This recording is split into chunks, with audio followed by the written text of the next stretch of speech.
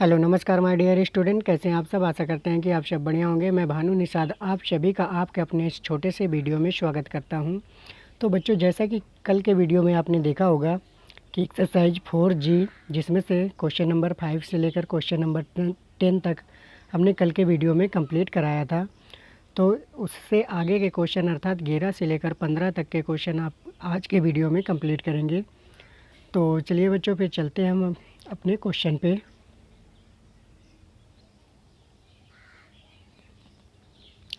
तो देखिए बच्चों, एक्सरसाइज 4G और वीडियो का पार्ट 43वां। इससे पहले आपके 42 पार्ट कंप्लीट हो गए हैं और आज आपकी डेट 13/10/2020 है। तो क्वेश्चन नंबर सीधे आप देखिए 11, क्योंकि हमने बोला था कि 11 नंबर से इसमें से 15 नंबर तक के क्वेश्चन कंप्लीट होंगे।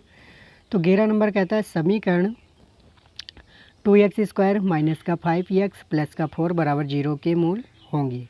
यहाँ पर 4 ऑप्शन दिया है, आपको बताना है कि मूल इसके कैसे होंगे। पहला ऑप्शन है वास्तविक कमा समान, दूसरा ऑप्शन है वास्तविक नहीं, और तीसरा ऑप्शन है वास्तविक असमान, और चौथा ऑप्शन है इनमें से कोई नहीं।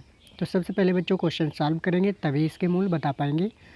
तो चलिए देखते हैं। हमने लिखा समीकरण 2x² माइनस का 5x प्लस का 4 बराबर 0। अब जैसा कि इस टाइप के क्वेश्चन हमने बहुत सारे कराए, फिर वही व्यापक समीकरण लिखेंगे ax² plus bx plus c बराबर 0 से जब आप तुलना करेंगे तो a का मान देखिए बच्चों कितना 2 निकल के आएगा, b का मान -5 और c का मान 4। तो इस तरीके से b c के मान आ गए। अब हमें निकालना होगा विविधकर, अर्थात कैपिटल D बराबर b² माइनस 4ac का सूत्र लगाएंगे और सारी वैल्यू a b c की यहाँ पर रखेंगे। तो b का मान -5 है, तो d बराबर -5 का स्क्वायर, इसके बाद -4 गुणा a का मान 2 गुणा c का मान 4। अब यहाँ से d बराबर -5 का स्क्वायर 25 हो जाएगा और इनका गुणा करेंगे तो 4 दूनी 8, 8 चौको 32, तो माइनस का 32। अब बच्चों करना क्या है आपको, -32 में से 25 आप माइनस करेंगे तो यहाँ पर माइनस का 7 बचेगा। और d का मान यदि आपका ऋणात्मक आता है तो उसके लिए हमने बताया था कि इसके मूल कैसे होते हैं, काल्पनिक होते हैं। तो मूल काल्पनिक होंगे, अर्थात काल्पनिक की तो कहीं बात नहीं की गई, तो हम कह सकते हैं कि इसके मूल वास्तविक नहीं होंगे। जब वास्तविक नहीं होंगे तो काल्पनिक ज़रूर होंगे। इस वजह से आपका ऑप्शन इसका कौन सा सही होगा, ऑप्शन नंबर सेकंड, क्योंकि इसके मूल वास्तविक नहीं है, काल्पनिक है। तो उम्मीद करते हैं बच्चों क्वेश्चन आपको समझ में आ गया होगा। तो चलिए हम बढ़ते हैं फिर अगले क्वेश्चन पे।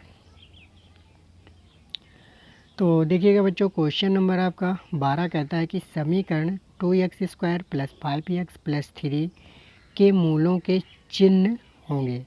अब यहाँ पर बच्चों प्रकृति या लक्षण नहीं पूछा गया है, सिर्फ आपको चिन्ह बताना है कि कैसा चिन्ह होगा, धनात्मक होगा या फिर ऋणात्मक होगा।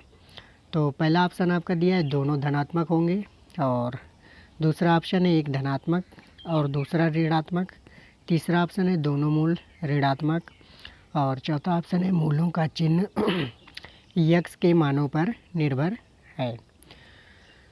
तो चलिए बच्चों हम सॉल्व करते हैं क्वेश्चन को। लिखा है 2x² प्लस का 5x प्लस का 3 बराबर 0। तो यहाँ पर आप सबसे पहले इसके गुणनखंड करेंगे तो 3 दूनी 6 होता है। 6 के आपको ऐसे फैक्टर करने हैं जिनका योग 5 और गुणनफल 6 हो, तो इसके फैक्टर 3 और 2 के बनेंगे। तो इसको लिखेंगे 2x² plus 3x plus 2x plus 3 बराबर 0। अब बच्चों आगे के दो पदों से आप x कॉमन करेंगे तो कोष्टक में बचेगा 2x प्लस 3। इसी तरीके से बाद वाले दो पदों से 1 कॉमन होगा तो कोष्टक में बचेगा 2x प्लस 3 बराबर 0। तो एक कोष्टक में लिखेंगे 2x प्लस 3, दूसरे कोष्टक में x प्लस 1 बराबर 0।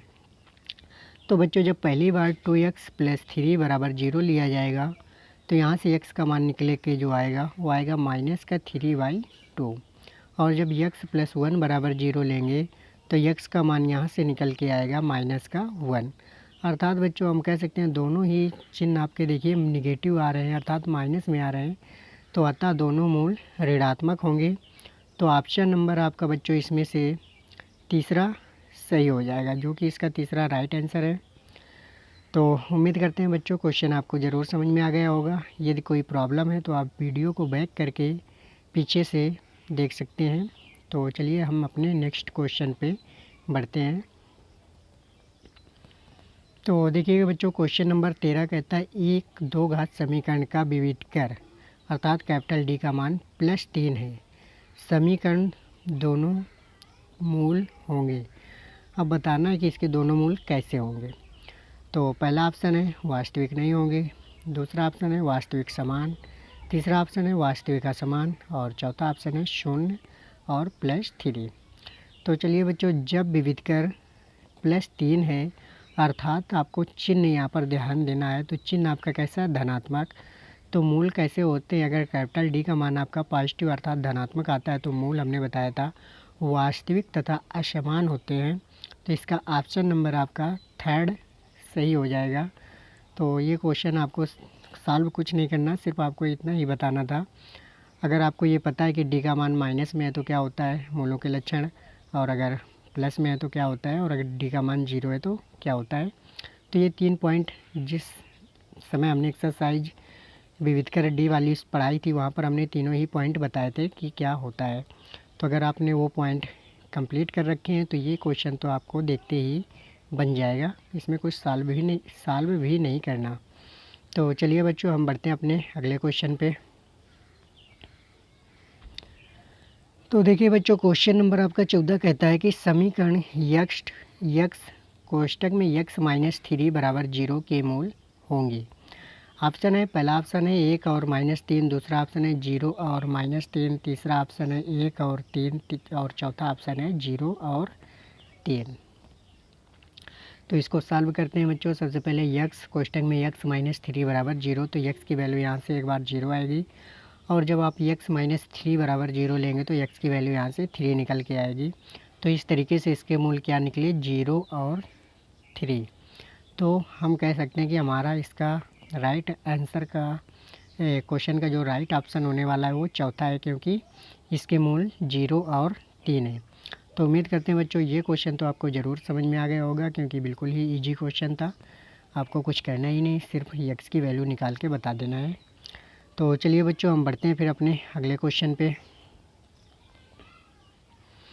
तो देखिएगा बच्चों, क्वेश्चन नंबर 15 कहता है समीकरण 4x² माइनस का 12x प्लस का 9 बराबर 0 के मूल होंगे। तो यहाँ भी मूलों की प्रकृति अर्थात लक्षण पूछा गया है, तो यहाँ भी आपको डी का मान निकालना होगा। तो पहला ऑप्शन है वास्तविक का समान, दूसरा ऑप्शन है वास्तविक नहीं, तीसरा ऑप्शन है वास्तविक बराबर और चौथा ऑप्शन है शून्य।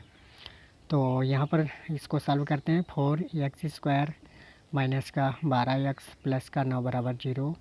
तो मानक समीकरण ax² plus bx plus c बराबर 0 से तुलना करेंगे तो a बराबर 4, b बराबर -12 और c बराबर 9 निकल के आएगा।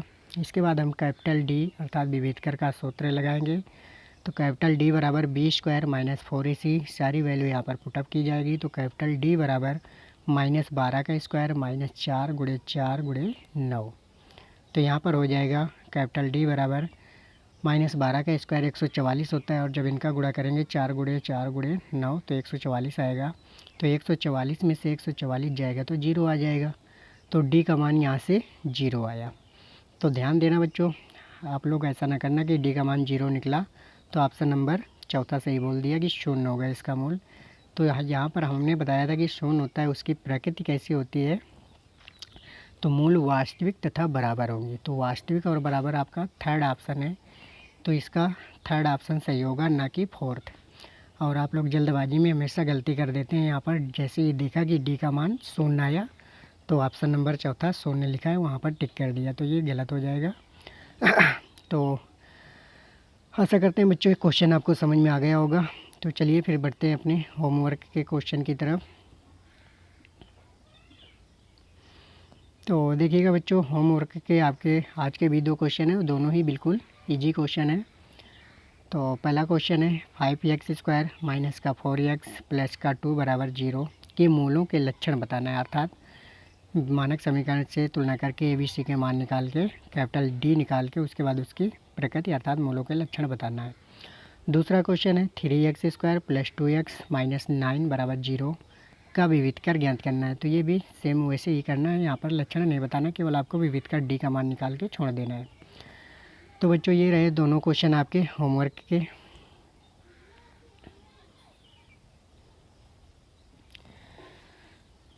तो बच्चों हो सकता है आज आपकी 13 तारीख हो गई, 1 या 2 दिन के बाद आपके स्कूल खुल जाएं या फिर 19 तारीख से शायद खुलें।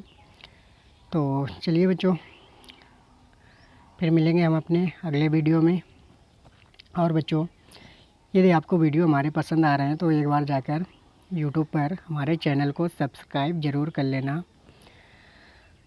तो बाय बच्चों, फिर मिलेंगे अपने अगले वीडियो में कल।